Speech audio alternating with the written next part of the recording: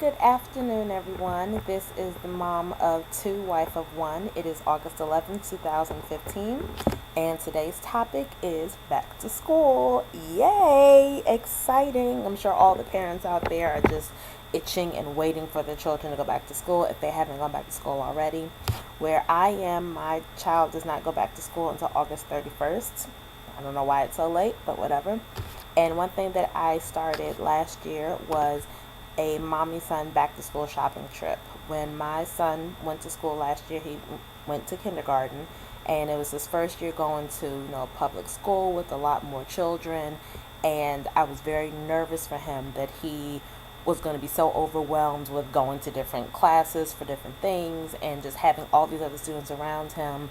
And I was just nervous it would be a little much for him. And at the time when we were getting him ready for kindergarten, we had a kindergarten packet to go over and just, explaining to him the rules and just kind of preparing him for what he was going to expect. I had also just recently had my second child, who was still very, very young when he went to school. And my fear was that me taking care of her and doting so much time on her was going to take away from the excitement I wanted him to feel. So I decided to have a mommy son back to school shopping trip. I had my husband watch our second child so that he and I could just go out, have some lunch and just go school shopping. It was something very simple. It wasn't anything big. But I invited another mom with me with her son. Her son happened to be a year younger than my son. And I just thought it was a nice idea for us mommies and us sons and our sons to bond together and just spend some time together. And it reminded me of the importance of a mother-son relationship.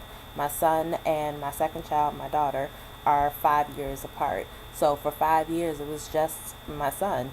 He and I got to bond together. I helped him learn how to read, and my husband helped him learn how to count. And we went on adventures together, going to the library for story time, going to the playground, going on trips to Seattle, to Virginia, to Pennsylvania. Just a bunch of different things that we've done, just mommy and son, or just mommy, daddy, and son.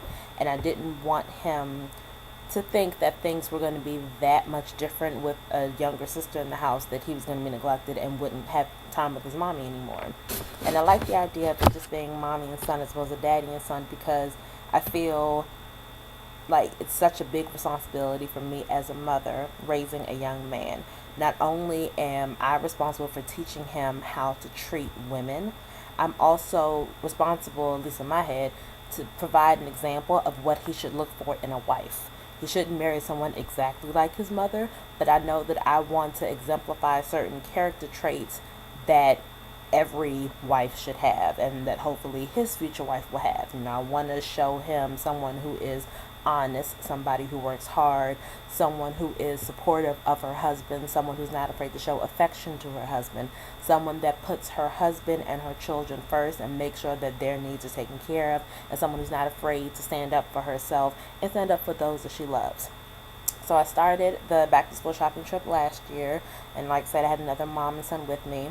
I'm doing it again this year in a few days, and I actually have two other mothers and their sons with us. So it'll be 4 mamas and 4 sons, and I'm really excited about it. And it's not like when we get together we have a deep philosophical conversation. It's not about that. It's just about us moms hanging out with our sons and just bonding with them and making the day all about them, getting them excited for the new school year while getting all the supplies that they need at the same time. So some tips for back to school shopping. Some people will look at deals from different places. I don't necessarily do that. I kind of pick 1 or 2 places and that's it. Depending on what your child needs, some stores, you may have to go to some specific stores to get certain brands if that particular school is asking specifically for Crayola or specifically for a certain brand of scissors or glue or something like that. But a lot of the materials you can get from the dollar store. Like if they need composition books, they have them at the dollar store. If they need number 2 pencils, they have those at the dollar store. You need folders, binders, a lot of these things you can find at the dollar store, and it helps you to save money for back to school clothes, which is another thing that we're going to be purchasing at our back to school mommy son shopping trip. Make the event fun by inviting other mothers or other fathers to come with you. everyone has to get materials for their kids, so why not make it a group effort where you all get together and cross things off your list at the same time and just have lunch and just make a day of it, as opposed to it being a tedious task of waiting in line and why do I have to get this and I'm spending so much money and blah blah blah blah blah. Also, turn into a learning experience for your children. When you have your list of things that your child needs, make sure you have it printed out. For my son, he is 6 years old, but he's been able to read for a few years now.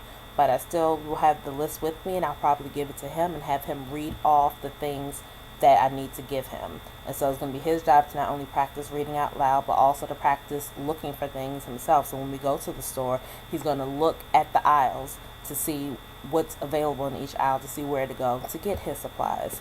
So also, one trick that my father taught me is whenever you go shopping, calculate in your head how much things cost, continue to add and carry the one, carry the two, whatever, so that when you get to the register, you have an idea of how much money you're actually going to spend. So I'm going to try to do that with my son during this trip, depending on how much stuff we get. It may be a little much for him, but I think it'll be a good lesson in math in terms of making sure that you have enough money to get the things that you're trying to get. And let's see what else. Depending on what grade your child is going to, you may have gotten a packet from the school with a lot of things that you need to go over with your child to prepare them for the next grade. Make sure that you do that packet. Don't wait till the last minute. Over the summer, try to incorporate things from that packet so that your child is constantly learning. It doesn't have to be every single day you're doing something from the packet, but at least every week do one thing from it. For my son, he's going to the first grade. He didn't get an actual packet, but he got what they called a bingo card. He had a math bingo card and a reading bingo card, and each card had 25 blocks on it with something related to math and something related to reading that he had to do. And some of them were simple things, some of them required him to draw or write something. But every time that he did a block, I was supposed to initial it and he's supposed to color the block. And when he gets back to school, he'll return those bingo cards, and I think he gets some kind of certificate or compensation for however many times he gets bingo. And some of the things on those lists were really simple things like read a book outside, change the title of one of your favorite books, make a fort and read a book in it, read by flashlight. For math, it had things like, leap like a frog, counting by tens and fives and ones. Create a word problem using the numbers 3, 5, and the words more and. Measure yourself. Find someone who is taller or shorter than you. Figure out, how many inches taller that person is and how many inches shorter that person is. So very simple things. And to try to incorporate a lot of the things from those bingo cards in our stay-at-home camp. So we would have math time and we would have reading time. And I tried to do as many of the things on the bingo cards as I could. Not only because I want him to get compensation and get a nice certificate when he gets to school, but also it keeps his mind sharp. Everything around you is a learning experience. So for this season of going back to school, make sure you have that in your child's mind, that learning is supposed to be fun and you can learn from anything. As the parent, it's your job to make every opportunity a learning experience. It doesn't have to be a boring time, and you don't have to create word problems and create drills for them to do every day. But again, make every experience a learning experience. When you're going back to school shopping, incorporate math, incorporate the idea of sorting and putting things in order, doing research and problem solving. I have to get 2 packs of number 2 pencils. Where in the aisle do they offer pencils? Okay, now I found the pencils. Okay, this pack only has 8 pencils. I need a pack of 12 pencils. Let me figure out how to problem solve this. There are many ways for your child to learn, and this is the time. Every time is time for child to learn, but this is back to school time. This is a prime time to get their minds sharp again, so that when they go to school that first day, no matter what day it is for your child, they're ready and they're excited and they're going to grasp all this new knowledge like the sponges that they are.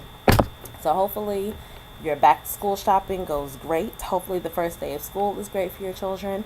This is Mama of 2, Wife of 1, and I will see you all next week.